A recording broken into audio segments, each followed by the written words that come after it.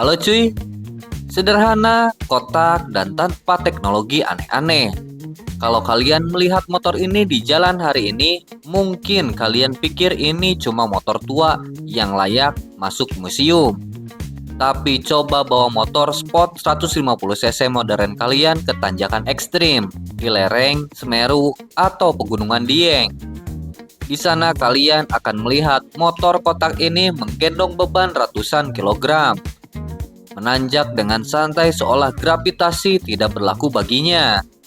Inilah Honda GL Pro. Motor ini yang lahir di era 80-an hingga 90-an, tapi menolak untuk mati di tahun 2026. Dia bukan cuma sekedar alat transportasi, dia adalah simbol durabilitas, kaki bagi ekonomi rakyat, dan kanvas suci bagi para modifikator.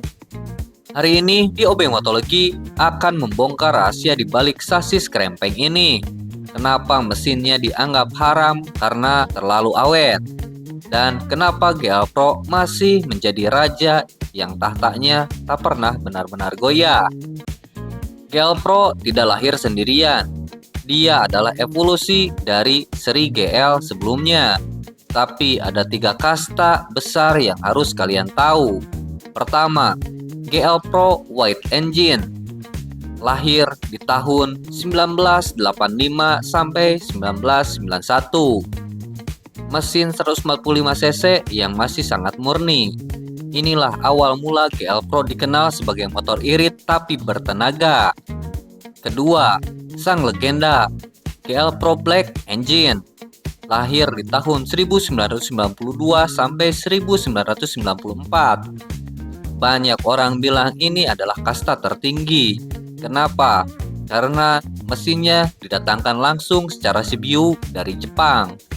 Blok mesin hitamnya bukan cuma buat gaya, tapi material logamnya dipercaya jauh lebih kuat dan tahan panas dibanding versi lokal. Powernya tembus 16 HP. Di zaman itu, angka itu sangat besar untuk motor seberat 100 kg.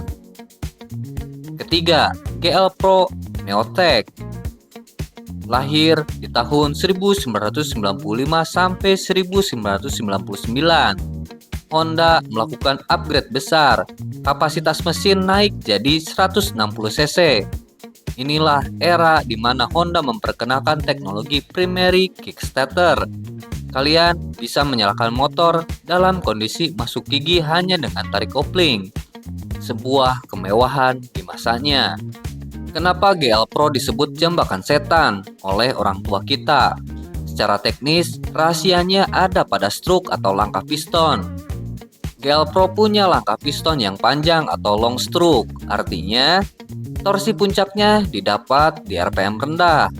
Kalian tidak perlu teriak sampai 10.000 RPM untuk dapat tenaganya.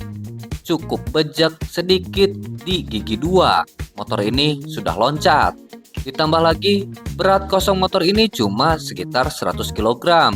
Bandingkan dengan motor sport zaman sekarang yang rata-rata 135 sampai 150 kg.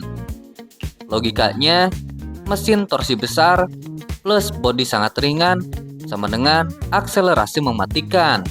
Inilah kenapa di trek lurus 200 meter, GL Pro tua ini sering bikin malu motor-motor injeksi tahun muda. Dan jangan lupa sasisnya. Sasis tipe Diamond ini sangat fleksibel. Itulah kenapa dia enak sekali diajak tekuk-tekuk di jalur hutan atau jalan rusak. Dia tidak kaku, dia mengikuti kemauan pengendaranya. Fakta unik kenapa ojek di daerah pegunungan Indonesia 80% pakai mesin GL series. 1. Perawatannya sederhana. Tidak ada radiator bocor, tidak ada sensor injeksi yang error. Kalau kena air, selama ada bensin, api di busi, dan oli walaupun tinggal sedikit, motor ini akan tetap jalan. Yang kedua, part. Kalau kalian butuh piston, pakai punya Tiger, masuk. Butuh kruk as, pakai punya Mega Pro, BNP. GL Pro adalah Lego versi otomotif. Inilah yang membuat populasinya terjaga sampai sekarang. Tapi tidak ada motor yang sempurna. GL Pro punya satu penyakit musiman yang pasti semua pemiliknya tahu, yaitu tangki bocor dan getaran mesin. Getarannya itu saking hebatnya bisa bikin baut motor lepas sendiri kalau kalian tidak rajin mengeceknya. Atau minimal bikin tangan kalian kesemutan setelah perjalanan 1 jam. Nah, sekarang saya mau tanya ke kalian, audiens OB Motologi. Pasti di sini banyak yang punya kenangan sama motor kotak ini.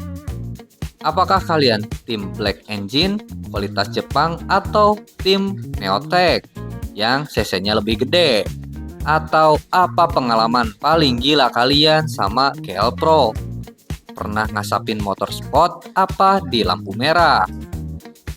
Atau buat kalian modifikator lebih setuju GL Pro direstorasi original pabrik atau dibangun menjadi CB-CB-an? Tulis pendapat kalian di kolom komentar. Jangan malu-malu, kita nostalgia bareng di bawah. GL Pro adalah bukti bahwa sebuah kendaraan tidak butuh ribet untuk menjadi hebat. Dia tidak butuh traction control, dia tidak butuh riding mode, dia cuma butuh seorang pengendara yang tahu cara memperlakukannya dengan benar. Dia bukan cuma besi tua, dia adalah saksi bisu perjuangan ayah kita mencari nafkah, saksi bisu pemuda masa lalu mengejar cinta, dan saksi bahwa teknologi sesederhana apapun, jika dibuat dengan hati, akan menjadi abadi. Jangan remehkan bapak-bapak yang naik GL Pro butut di jalan, karena di balik jaket kulit kusamnya, dia sedang menunggangi sang legenda yang menolak punah. Saya Obey, tetap teliti, tetap motologi. Sampai jumpa di video selanjutnya. Bye.